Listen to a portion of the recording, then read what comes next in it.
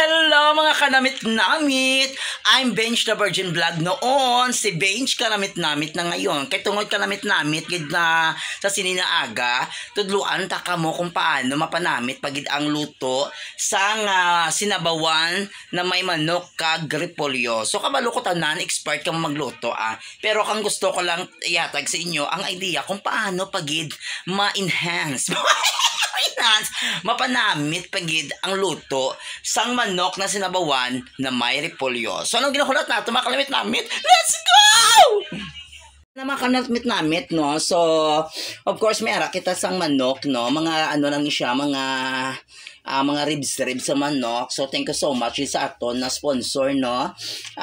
Day Emily Abdon kag family Abdon, no? Thank you so much sa paghatag sini, no? Kanami lang kami mga sponsorship kita nagahatag sini. Of course, ang ato na mga panggisa, ang ato na sibuyas, bawang, and then mahabang sili, and then yung ating repolyo, of course, ang ato na superstar repolyo. Ayan. So of course, kinahanglan ginato na mag-prepare man sang kaserola para lutuin. Ayan, so atin na paapoy diri. Ayan, so napoy nintay natin guys. Let's go! Ayan guys, so una is magpapaapoy muna tayo guys para maging mainit yung kaserola kasi dito tayo magigisa. Ayan, yung sarap ng apoy.